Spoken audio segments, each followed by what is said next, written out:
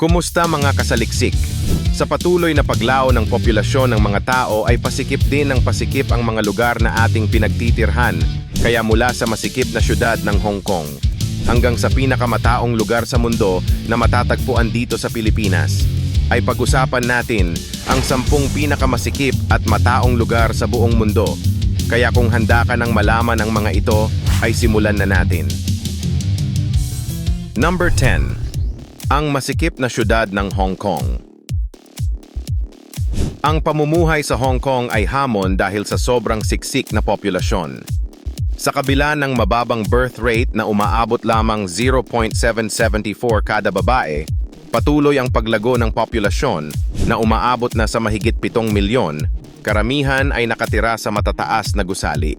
Kahit ganito, may mataas na life expectancy ang mga residente, dulot ng mahusay na public transportation at pagiging isang masiglang financial at cultural hub. Bagaman masikip, may mga benepisyo ang pamumuhay sa Hong Kong. Kilala ito sa mahusay na infrastructure at urban planning na nagpapadali sa pamumuhay. Patuloy na umuunlad ang lungsod sa pamamagitan ng pag-angkop at inobasyon na pinapanatili itong natatangi at maunlad. Number 9. Pinakamataong syudad sa Europe. Ang maliit na lungsod ng Levallois-Perret na matatagpuan 4 na milya lamang mula sa Paris ay kilala bilang isa sa pinakamataong lugar sa buong Europa.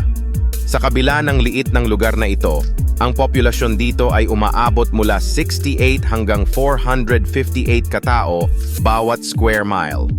Kasama sa kasaysayan ng lungsod, ang pagiging sentro ng industriya ng pabango at beekeeping. Kilala rin ito bilang tambayan ng mga taxi mula sa Paris na wala sa loob ng lungsod. Sa huling bahagi ng ika-19 na siglo hanggang ika-20 siglo, mabilis na lumago ang Levallois-Perret dahil sa kalapitan nito sa Paris at sa mga pangunahing ruta ng transportasyon.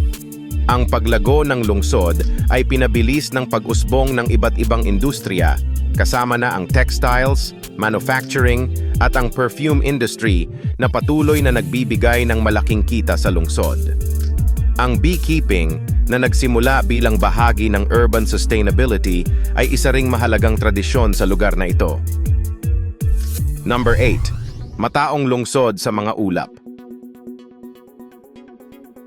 Ang Galaxy Towers, na binubuo ng 3 skyscraper na matatanaw mula sa Hudson River, ay tahanan ng halos 20% ng populasyon ng bayan. Ang pagtatayo ng mga ito noong dekada 1970 ay bahagi ng Urban Development Initiative na naglalayong magbigay ng modernong mataas na density na pabahay para sa dumaraming populasyon. Bukod sa magagandang tanawin ng Hudson River at Manhattan skyline, ang mga tore ay may mga pasilidad tulad ng swimming pools, fitness centers, at mga retail shops, dahilan kung bakit mataas ang occupancy rate nito at malaki ang naging ambag sa pagdami ng populasyon sa lugar. Number 7. Matataong iskinita sa Hong Kong. Ang Mong Kok sa Hong Kong ay isang lugar na kilala sa sobrang dami ng tao at aktibidad. Sa kabila ng pangalan na nangangahulugang Busy Corner, tila isang maliit na paglalarawan lamang ito ng tunay na sitwasyon sa lugar. Ayon sa mga ulat, mayroong tinatayang 130,000 ng mga tao kada kilometro kwadrado na naninirahan dito, na mas mataas pa kumpara sa mga kilalang matataong lugar tulad ng Washington, D.C. sa United States. Ang mga kalsada ay laging puno ng sasakyan at tao, at hindi nawawala ang ingay at liwanag mula sa mga gusali at ongoing na konstruksyon. Sa kabila ng mataas na renta at abala, marami pa rin ang naaakit sa enerhiya at kaginhawahan ng pamumuhay sa pusod ng komersyal na distrito ng Hong Kong. Number 6. Ang busy na syudad sa Maldives. Ang Republika ng Maldives ay binubuo ng humigit kumulang 1,200 na maliliit na coral islands na nakakalat sa 90,000 square kilometers ng Indian Ocean. Bagamat kilala bilang isang destinasyon ng turista na may magagandang beach at marangyang resorts, ang buhay sa kabisera nitong Malé ay malayo sa bakasyong imahe.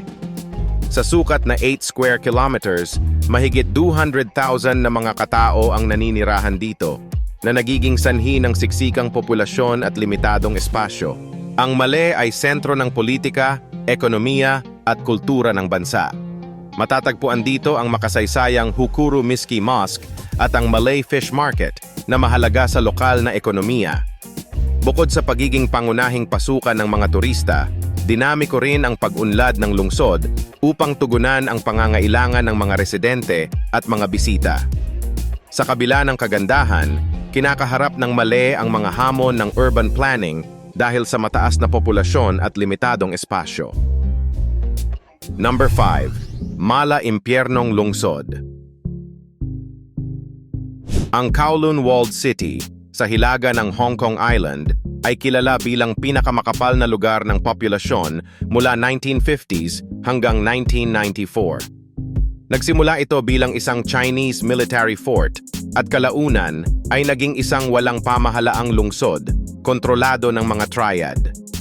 Sa kabila ng maliit na sukat nito, naging tahanan ito ng mahigit 33,000 katao at tinaguriang City of Darkness dahil sa laganap na krimen at kawalan ng batas. Bagaman kilala sa negatibong imahe, nakabuo ang mga residente ng masiglang komunidad na may mga tindahan, paaralan at maliliit na pabrika. Ang mga dentista at doktor ay naglilingkod kahit walang lisensya. Matapos itong ma-demolish noong 1990s at mapalitan ng isang parke, nananatili ang Kowloon Walled City bilang isang simbolo ng kakayahan ng tao na umangkop sa matinding kalagayan ng pamumuhay. Number 4. Ang City of Lights sa Pakistan. Ang Karachi, ang pinakamalaki at pinakamaraming populasyon na lungsod sa Pakistan, ay tahanan ng humigit kumulang 16.8 milyong katao. Sa mabilis na paglaki ng populasyon nito, humantong ito sa pagdami ng mababang kalidad na mga tirahan, dahilan kung bakit halos 50% ng populasyon ng lungsod ay nakatira sa mga slums. Sa kasalukuyan, may tinatayang densidad ng populasyon na 24,000 katao bawat kilometro kwadrado. Bagamat hindi kabisera, ang Karachi ay may mahalagang papel sa kasaysayan bilang pangunahing sentro ng kalakalan at komersyo mula pa noong sinaunang panahon. Dahil sa estratehikong lokasyon nito sa Arabian Sea, naging tagpuan ito ng iba't ibang kultura na makikita sa masiglang pamilihan tulad ng Empress Market at sa masarap na tradisyong kulinary ng lungsod. Number 3. Ang Guangzhou. Ang Guangzhou, na matatagpuan 120 km sa hilaga ng Hong Kong, ay may kasalukuyang densidad ng populasyon na 2,000 katao kada kilometro kuwadrado sa loob ng 7,434.4 square kilometers na sakop nito. Bagaman hindi ito kasing siksik ng ibang mga lungsod, may potential itong maging super densely populated city sa hinaharap habang patuloy na lumalaki ang populasyon nito. Ang Guangzhou ay kilala sa kanyang makasaysayang kahalagahan bilang isang mahalagang hintuan sa Silk Road at isang pangunahing daungan at sentro ng transportasyon. Bukod dito, ito ay tahanan ng mga prestihiyosong unibersidad sa China na nagpapatibay sa posisyon nito bilang isang mahalagang sentro ng edukasyon. Ang natatanging kombinasyon ng makalumang kultura at modernong inobasyon sa Guangzhou ay nagbubukas ng malawak na potensyal para sa hinaharap ng lungsod. Ang patuloy na pag-unlad nito at ang estratehikong lokasyon ay naghuhudyat ng mas malaking papel na gagampanan nito sa pandaigdigang entablado. Number 2. Ang sinaunang syudad ng Damascus. Ang lungsod ng Damascus sa Syria ay isa sa mga pinakamatandang lungsod sa mundo at ang pinakamatandang kabisera na patuloy na tinitirhan.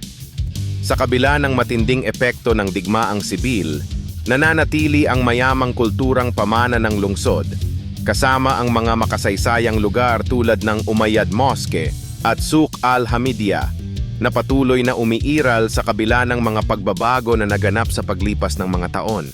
Patuloy na isinusulong ang mga pagsisikap na protektahan ang mga makasaysayang pook ng Damascus sa kabila ng pinsalang dulot ng digmaan na nagpapakita ng tibay ng mga mamamayan sa pagpapanatili ng kanilang kultura. Kahit pa ito tinaguri ang pinakahindi matahimik na lungsod noong 2019, nananatiling mahalaga ang Damascus bilang isang sentrong kultural at relihiyoso. Number 1. Masikip na Manila.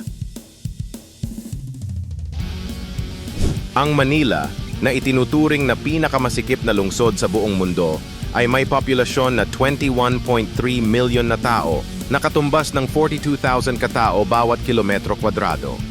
Ang mabilis na urbanisasyon at paglago ng ekonomiya nito ay nagdulot ng mga hamon tulad ng sobrang sikip, mabigat na trapiko, at kakulangan sa infrastruktura. Sa kabila ng mga isyung ito, nananatiling makulay ang kultura ng lungsod na mayaman sa kasaysayan at may magkakaibang populasyon. Ang mga makasaysayang pook tulad ng Intramuros, Manila Cathedral at Rizal Park ay patuloy na dinarayo ng mga turista. Bukod dito, kinikilala rin ang Manila bilang sentro ng edukasyon at kalusugan sa Pilipinas, na tahanan ng ilang prestihiyosong universidad at institusyong medikal.